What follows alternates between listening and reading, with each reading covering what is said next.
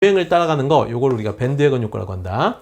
자, 배블런 같은 경우는 뭡니까? 이거는 약간 과시소비 이야기하는 거죠. 그 다음에 스노브 효과 같은 경우는 백로현상 이야기하는데, 요거는 나중에 개념하면서 다시 한번 볼 수가 있을 거예요. 하우스 푸어, 이 집은 있는데 가난한 사람 이야기하는 거죠. 그래요. 그래서 요거는 나중에 개념 가지고 좀 공부를 하고, 그리고 다시 한번 보셔야 돼요. 자, 다음 문제 볼게요. 자, 다음 설명에 해당하는 것도 있는데, 상품이나 서비스를 먼저 받고 나중에 대금을 지불하는 수단. 자, 상품이나 서비스를 먼저 받았다고 그랬어요. 대금은 나중에 지불하죠. 그럼 내가 지금 현금이 없는데도 현금을 융통할 수 있는 거 뭐랑 관계 있습니까? 신용이랑 관련이 있네요. 그럼 정답 되는 건 몇 번입니까? 4번 되겠죠. 그죠? 예금은 내가 은행에 저축해 놓는 거고, 현금은 당연히 돈, 주식 같은 경우는 뭡니까? 어떤 회사의 주식이나 이런 것들을 사가지고 나중에 배당받기 위해서 하는 게 주식 투자에 해당하는 거죠. 그래서 여기서 정답 되는 거는 신용카드. 그래서 요거는 지문에서 우리가 찾을 수 있어야 되는 겁니다. 알겠죠? 자, 다음 문제 볼게요. 자, 환율이 상승할 경우 가장 유리한 사람, 환율 문제 어렵게 생각할 수 있어요. 예, 환율 문제 어려워하는 사람들인데 어렵지 않아요. 예, 개념 한번 정리하면 어렵지 않죠? 아까도 본 적이 있는 것 같은데, 일단 환율 문제는 뭐 생각하고 있습니까? 1달러에 1,000원하고 1달러에 2,000원 두 가지 가지고 그냥 보시면 된다고 그랬잖아요. 자, 지금 환율이 상승할 경우입니다. 그럼 다시 한번 우리 정리해 볼게요. 1달러에 1,000원에서 1달러에 2,000원 되는 현상 얘기하는 거죠. 자, 이렇게 했을 때 수출은 선생님이 뭐라고 했어요? 수출 볼 때는 원화 본다고 그랬죠? 즉, 우리 물건을 수출하기 때문에 우리 물건 가격으로 봐야 되겠죠? 그러면 우리 물건 가격 1,000원짜리가 원래 1달러였는데 0.5달러가 됐으니까 수출은 증가하는 거. 반면 수입은 어떻게 됩니까? 수입은 달러로 된 거 수입하는 거라고 그랬죠? 그럼 1달러짜리 1,000원에 수입을 하다가 지금 2,000원에 수입을 해야 되죠? 가격이 올랐죠? 그러니까 이거 뭡니까? 감소한다. 일단 요거 먼저 생각하고 위에 거 보시면 되겠죠?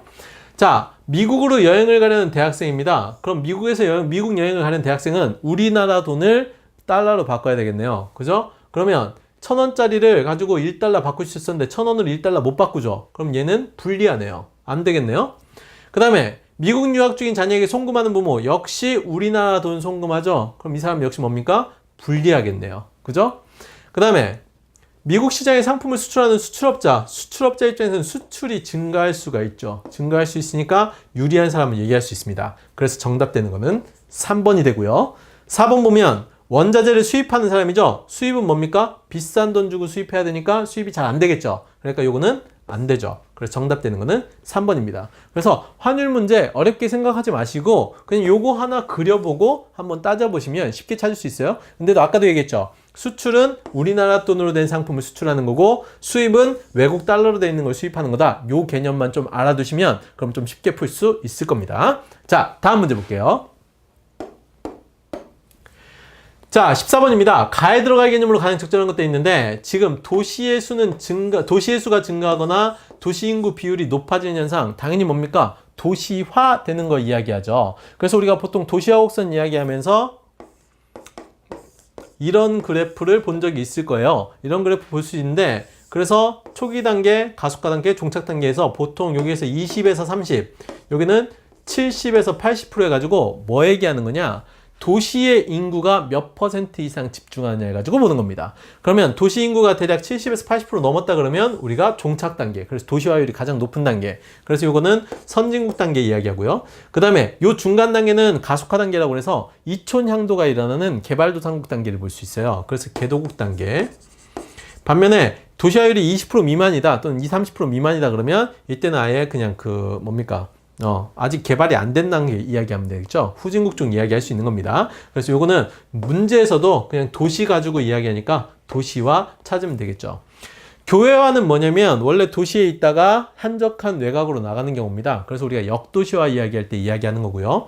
지역화 같은 경우는 뭐냐면 각 지역의 특색을 살려서 그 지역을 발전시키는 쪽 이야기할 때 지역화 얘기하는 거예요. 그리고 최근에는 세계화 반대 개념으로 이야기되는 게 지역화입니다. 그래서 지역화가 세계화를 대체할 것이냐 아니면 보완할 것이냐, 요거는 찬성 반대 가지고 보는 개념이 있으니까 그건 나중에 한번 공부를 해보셔야 돼요.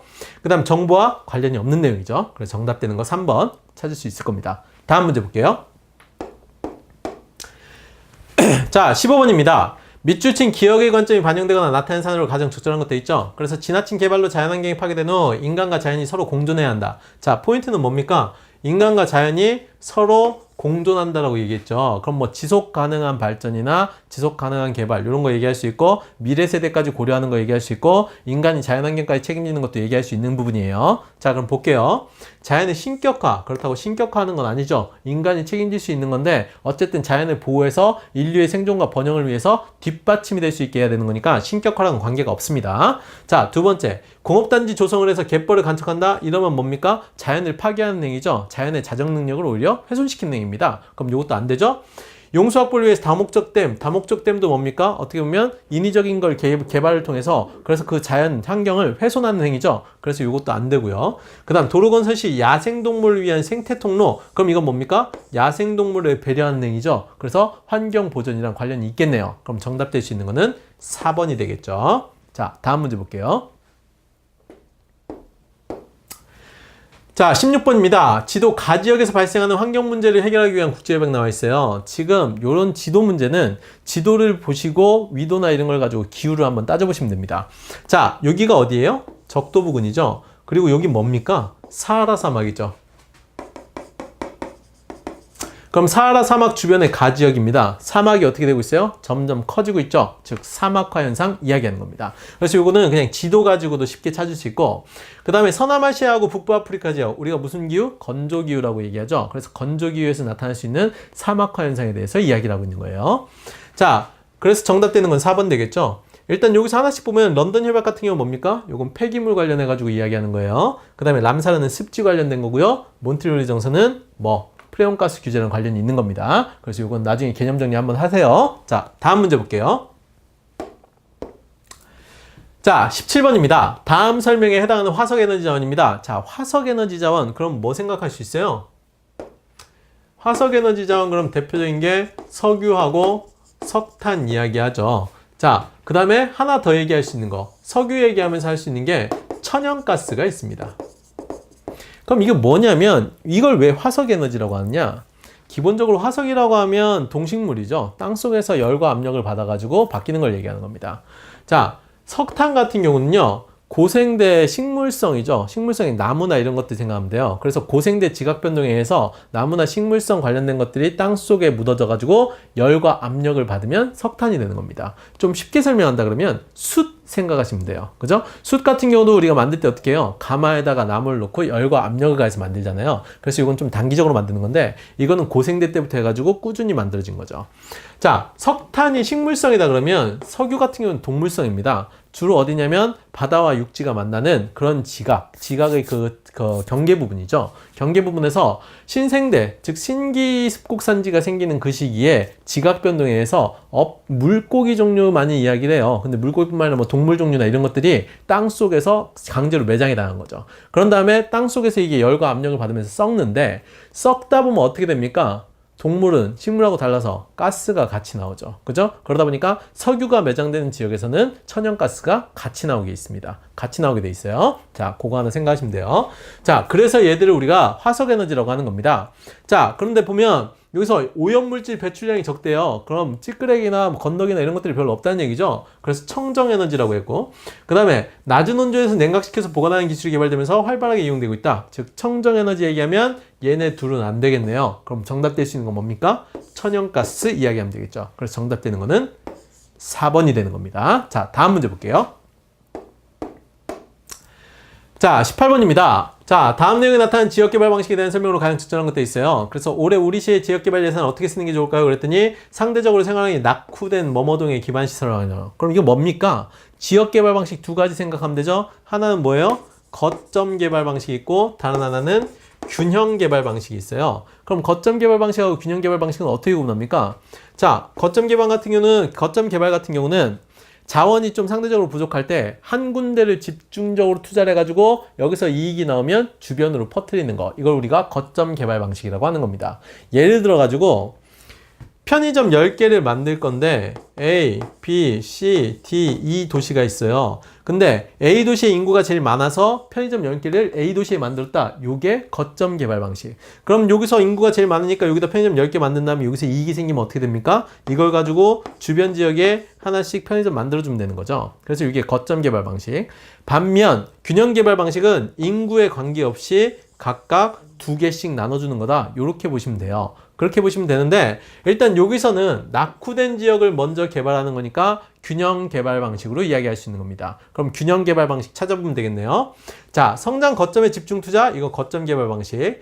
형평성을 추구한다. 즉 개발 방식이 2가지가 있는데 효율성과 형평성을 얘기한다 그러면 최소 비용으로 최대 효과를 낼 수 있는 거는 거점 개발이고 반면에 형평성, 골고루 가는 거는 균형 개발로 얘기할 수 있겠죠? 그러면 요거 균형 개발 얘기할 수 있죠. 그래서 정답 되는 거는 2번이 되겠죠. 님비 또는 핀피 현상 같은 경우는 지역 이기주의에 해당하는 겁니다. 지역 이기주의에 해당하는 거니까 위에 거랑 크게 관계가 없고요. 그 다음 네 번째 중앙정부 주도하에서 하향식 개발 방식은 거점 개발 방식을 이야기하는 겁니다. 그래서 정답 될 수 있는 거는 2번 되겠죠. 자, 문제에서 어쨌든 지역 개발 방식이라고 되어 있으니까 개발 방식 중에서 찾는 게 맞아요. 자, 다음 볼게요. 자, 19번입니다. 가연상에 대한 설명을 옳지 않은 것들 있죠. 그래서 여기 보면 국가 간 상호 의존성이 높아지고 국제사회가 국경을 초월해 하나로 통합되는 거, 이거 뭡니까? 세계화 이야기할 수 있죠. 자, 보호무역 관계 없어요. 세계화는 뭐랑 관계 있습니까? 자유무역이 되면서. 왜? 보호무역은 국가 간의 경계가 중요하거든요. 근데 세계화는 자유무역이기 때문에 경계랑은 좀 상관이 없습니다. 그 다음에 다국적 기업의 출현으로 가속화되었다. 되죠? 교통, 정보, 통신 발달로 시간이 훨씬 단축이 돼서 가능해졌죠. 그 다음에 세계무역기구, 여기서 추구하는 게 뭡니까? 전 세계의 자유무역입니다. 그래서 다 자유무역이라는 관계가 있어요. 그러니까 여기서는 1번이 틀린 게 되겠죠. 다음 문제 보겠습니다. 자, 인공위성에서 보낸 신호를 수신해서 사용자의 현재 위치를 알려주는 거, 그럼 뭡니까? 글로벌이죠. 근데